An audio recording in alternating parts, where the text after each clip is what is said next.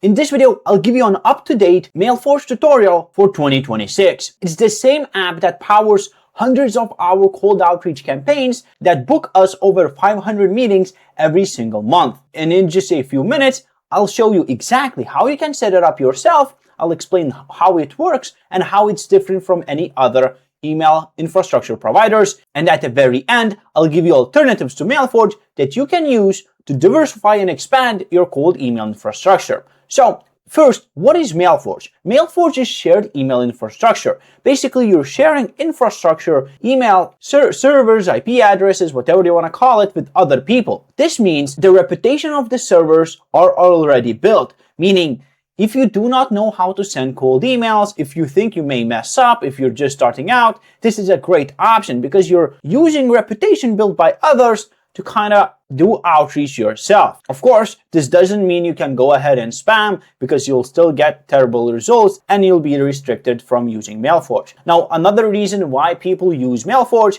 is because the speed of setup as well as the cost is nothing compared to traditional methods like Google Workspace or Microsoft 365 accounts. So let me show you how to actually use it, how to set up domains and mailboxes in minutes, and how to connect to your cold email outreach software. So on Mailforge, just click Login. Once you create an account, you'll be met with this window. First, if you do not know how many domains and mailboxes you need to run outreach, just go to Mailbox Calculator. Here you'll be able to calculate how many domains and mailboxes you need to reach out to a certain number of contacts every single month. So for example, let's say we want to send 3 emails per contact, 1 initial email and 2 follow-ups. We want to have 2 mailboxes per domain, and we want to reach out to 10,000 unique contacts every single month. To do that, for this volume, to do it safely, we need 25 domains and 50 mailboxes, right? Simple as that. Once you know the number of domains and mailboxes you need,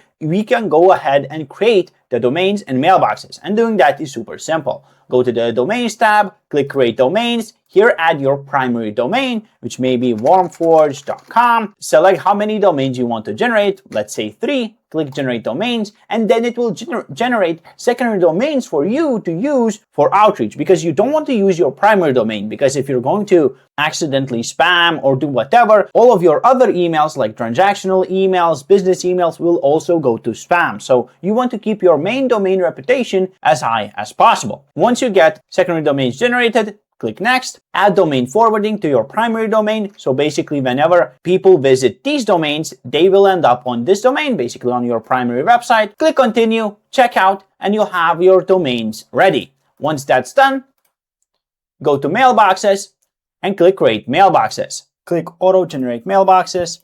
Select the domains you want to create mailboxes for example, all of the domains that I have. Write the number of mailboxes you want to create. Usually I do 2 to 3. Maximum is 5.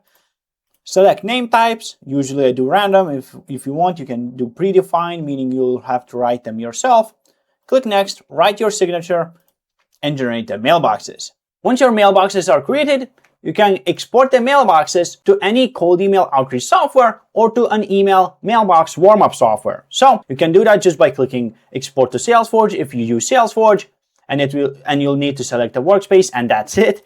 Or same for Warmforge, right? Just select which workspace you want to export it, and you'll enable email warm-up, or do it to other platforms by selecting which platform you want to export the mailboxes to. You'll probably get a CSV that you can upload to that platform and have all of your mailboxes connected. Now, another extra safety feature that Mailforge has and you should use is SSL and domain masking. What these do is basically increase your reputation. SSL by making your domain more secure, it's an SSL certificate, and domain masking proxy, what it does is instead of redirecting people from your secondary domain to your primary domain, instead of that, the secondary domain takes content from your primary domain and shows it to your website visitor as if they're on the main website. This way, there's no redirecting and it doesn't look as suspicious for email service provider, which means your reputation is higher, you land in primary mailbox more often.